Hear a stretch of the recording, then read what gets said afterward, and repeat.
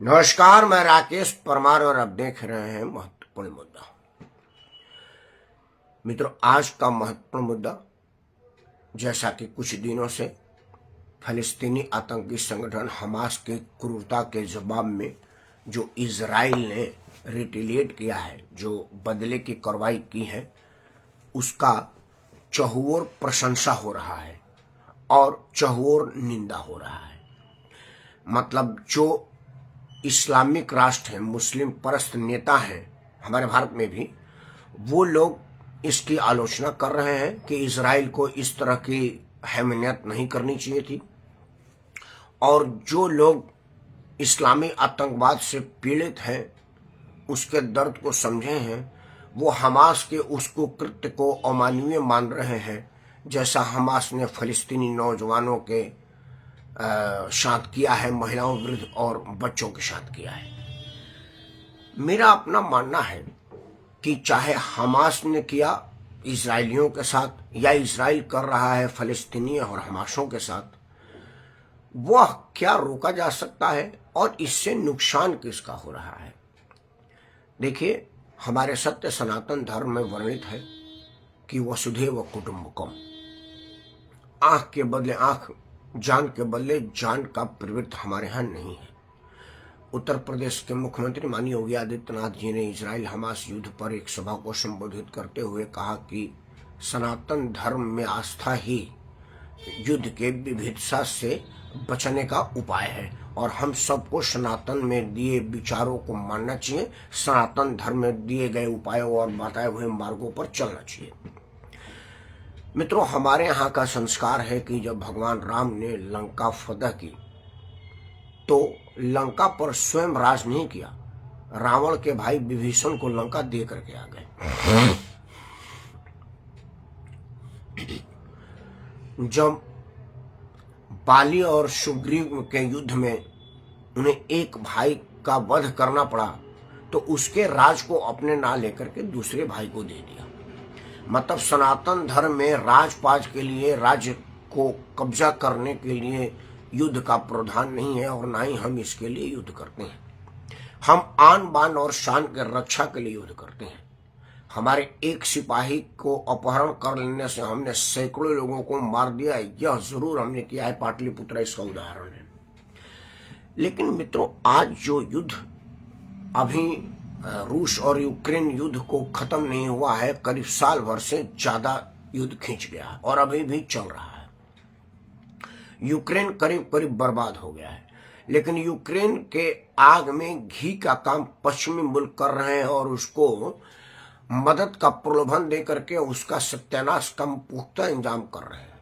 Ukraine के कंधे पर बंदूक रख करके रूस से सीधी लड़ाई ना लड़ करके छद्म लड़ाई लड़ने का जो प्रयास पश्चिमी मुल्कों का है, और वही इजराइल और फिलिस्तीन के बीच होता हुआ नजर आ रहा है। कहा जा रहा है कि यह युद्ध हमास ने ना लड़के ईरान ने इनडायरेक्टली उसको मदद किया है।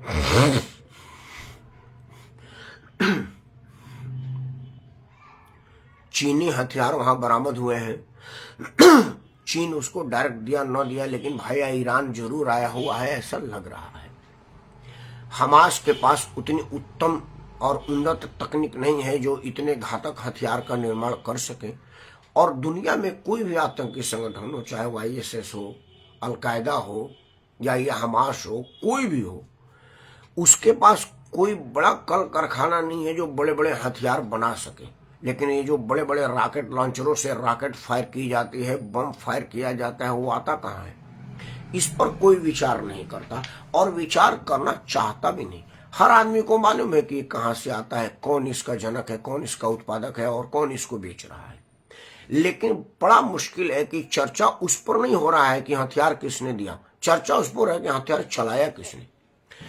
जबकि मेरा अपना मानना है कि विचार इस पर होना चाहिए कि हथियार दिया किसने, क्योंकि अगर उसके पास हथियार ही ना होता तो हमास फिलिस्तीन के गाजा पट्टी से इजराइल पर हमला नहीं कर सकता था, क्योंकि उसको उसके आने के लिए ह्यूमन फोर्स इस्तेमाल करता और ह्यूमन टू ह्यूमन फोर्स में मिरर डिप्लॉयमेंट होती है एक देश से दूसरे देश के बीच, जिसमें इस पर बचा जा सकता है, थोड़ी बहुत कैजुअलिटी होकर के निपटा जा सकता है। लेकिन आज जो सैकड़ों लाखों लोग की जान चली गई, गाजा पट्टी अब मलबे के ढेर में तब्दील हो गया, यह तो मैं नहीं कह सकता कि गाजा पट्टी में रहने वाले सारे के सारे लोग हमास के आतंकी थे और इजराइल पर हमला करने के जिम्मेदार थे। और जो इजराइल में लोग मारे गए हैं, वो जो महिलाओं के साथ बलात्कार हुआ है, बच्चों का निर्मम हत्या हुआ है, वृद्धों को सताया गया है और जो कुछ लोगों को अपहरण किया गया है, उनमें से भी वो सभी के सभी लोग हमास के आतंकियों से बदला लेने के लिए नहीं थे। तो फिर यह बात जानते हुए इन लोगों को नुकसान जो हो रहा है उसके लिए दुनिया चुप क्यों है? दुनिया की बड़ी पंचायत हमने संयुक्त राष्ट्र सुना है, सुरक्षा परिषद सुना है, रक्षा परिषद सुना है, वित्त परिषद सुना है, पता न क्या क्या। जब भी टीवी में आते तो सुनते हैं जब प्रधानमंत्री फलाना मीटिंग में संयुक्त राष्ट्र में गए, अमेरिका के फलाना मीटिंग में, तो कुछ न कुछ दुनिया के पंचायत की मीटिंगें समय समय पर होती रहती हैं। लेकिन वो पंचायत की मीटिंगों का क्या मतलब है जब जो जिसकी मर्जी होता है वो उस पर बमबारी कर देता है? तो दुनिया के पंचायत का होने का क्या मतलब है? हम क्यों नहीं ये कहे कि दुनिया की पंचायत किसी काम के नहीं है, बस उस पंचायत के कुछ 200-400-500 लोगों का खर्चा दुनिया उठा रही है और आप दुनिया के पैसे पर वो ऐश कर रहे हैं, इस्तेमाल उसका कुछ नहीं है। क्योंकि जब चीन में कोरोना का वायरस डेवलप होने की आशंका आई तो WHO ने कुछ एक्शन आज तक नहीं लिया। 2019 से 2023 हो गया, 4 साल कोरोना की विविधता को झेले हुए हो गया। इसके बाद जब रूस ने यूक्रेन पर बमबारी किया, कायदे से तो संयुक्त राष्ट्र को रूस पर प्रतिबंध लगा देना चाहिए, रूस को समझाना चाहिए कि भाई तुम बड़े देश हो, यूक्रेन पर हमला क्यों कर रहे हो, और यूक्रेन को भी बुला के पूछना चाहिए कि भाई तुम अपनी औकात देखो, तुम्हारी स्थिति उसके एक छोटे से शहर जैसा भी नहीं है और तुम इतने बड़े राष्ट्र से टकरा रहे हो। मतलब दारा सिंह से सिरकिया पहलवान का मुकाबला पर पंचायत को कहना चाहिए ना भाई अपनी औकात देख। लेकिन ऐसा हुआ नहीं। संयुक्त राष्ट्र के किसी भी आदमी ने कोई दखल नहीं दिया इस बात को रोकने के लिए। अब फिलिस्तीन के आतंकी संगठन हमास और इजराइल के फाइटरों के बीच यही होता दिख रहा है। संयुक्त राष्ट्र के बड़े से बड़े पदाधिकारी या देश का जो दुनिया का जो बड़े मुल्क हैं जो दुनिया में चौधराहट करने के लिए मशहूर है, उनमें से किसी ने इसको रोकने का कोई बात नहीं किया। अलबत्ता उन्होंने ये जरूर कहा कि हम इजराइल का मदद करेंगे और इस्लामिक राष्ट्रों ने कहा कि हम फिलिस्तीन का मदद करेंगे, उनके साथ नाजायज हो रहा है। आप दूर से बैठकर उसका जायज नाजायज का फैसला कर रहे हैं, बयान दे रहे हैं और जो हम मर रहे हैं लोग उनके प्रति आपकी कोई संवेदना नहीं है। इस पर दुनिया की पंचायत फेल हो गई है। हमारा आज का मुद्दा यही है कि इसको कैसे रोका जाए। अब मैं कहूंगा कि सत्य सनातन को दुनिया को अपना लेना चाहिए, जहां मरने मारने का कोई प्रोविजन नहीं है, कोई प्रावधान नहीं है, मरने का कोई स्कोप नहीं है। तब आप कहेंगे कि चूंकि मैं हिंदू हूं और सनातनी हूं इसलिए अपने धर्म का प्रचार कर रहा हूं। हालांकि भारत में अपने धर्म का प्रचार करना, अपने धर्म की तारीफ करना में कानूनन छूट है, कोई रोक नहीं है। लेकिन मैं दुनिया के सभी मुल्कों से, सभी देशों से, राष्ट्राध्यक्षों से और क्रूअल शासकों से भी ये कह रहा हूं कि अभी हम पहले उदाहरण लें रूस यूक्रेन का। रूस और यूक्रेन युद्ध को 1 साल से ऊपर हो गया, हजारों लाखें जाने उसमें भी गए हैं और अरबों खरबों का नुकसान हुआ है। दुनिया में कई चीजों का दाम आसमान छूने लगा, क्योंकि कुछ चीजें रूस से आती थी, कुछ यूक्रेन से आती थी। रूस यूक्रेन युद्ध की वजह से उन दोनों देशों का व्यापार ठप पड़ गया और जो चीज वहां से आती थी उनका दाम आसमान चढ़ गया। दुनिया को उसका खमियाजा भुगतना पड़ रहा है। लड़ाई रूस और यूक्रेन की हो रही है और उसका मुआवजा सब लोगों पर लग रहा है महंगाई के रूप में। अब जब मिडिल ईस्ट में युद्ध छिड़ जाएगा तो तेल का सबसे बड़ा भंडार यहीं है और यहीं से तेल दुनिया को जाती है। Iran, Iraq, Kuwait, Libya, Syria, ये सब तेल वाला ओपेक देश है और इन लोगों को आपस में उलझ जाने से तेल के प्रोडक्शन पर फर्क पड़ेगा और तेल का प्रोडक्शन से फर्क पड़ने का मतलब है कि दुनिया में फर्क पड़ जाएगा। लेकिन कोई आदमी इस विषय पर ध्यान नहीं दे रहा है। वो कह रहा है कि चढ़ जा बेटा सूली पर भगवान भला करेगा, हमारे भोजपुरी में कहो थे। अब दो बातें इसमें सोचने वाली है। मैं स्पेशली हमास के कंटेंट्स में ये बात कह रहा हूँ। हमास का देखा गया है कि जब वो बमबारी करता है तो रिहायशी इलाकों में छुप करके करता है, ताकि रिहायशी इलाकों में इजराइल बम गिराएगा तो दुनिया को ये बताया जाएगा कि रिहायशी इलाकों में बम गिराया जा रहा है। जबकि जब वहां से बम आएगा तो बम के बदले में बम ही जाएगा।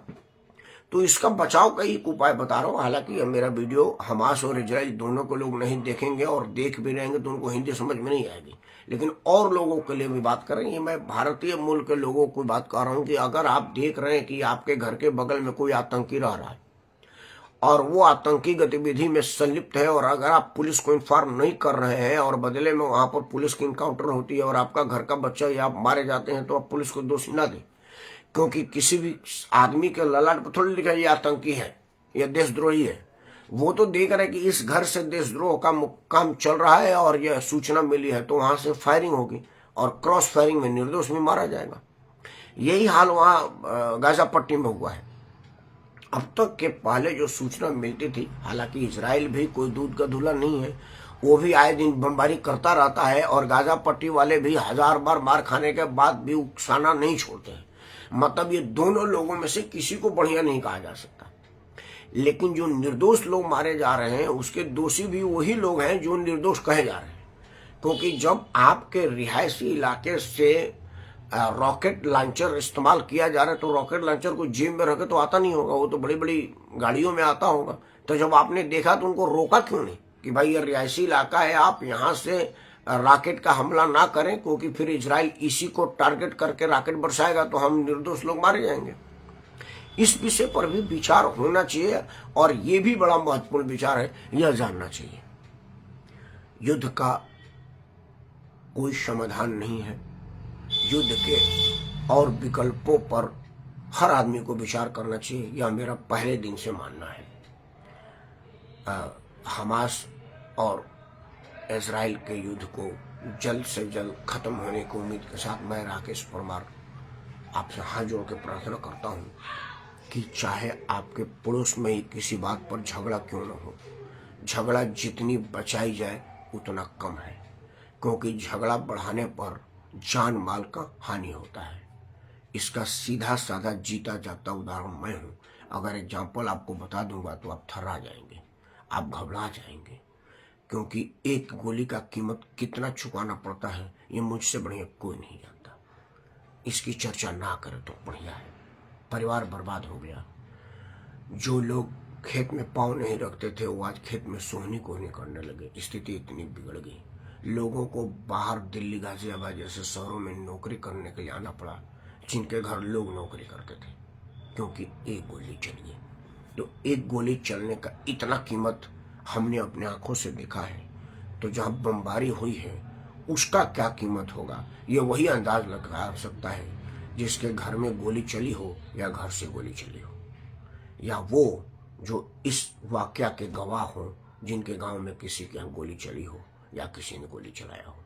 ऐसा कोई नौबत ना है। इन्हीं उम्मीदों के साथ मैं राकेश परमार आप सबको सादर प्रणाम करता हूँ। जय हिंद, वंदे मातरम, ओम शांति शांति।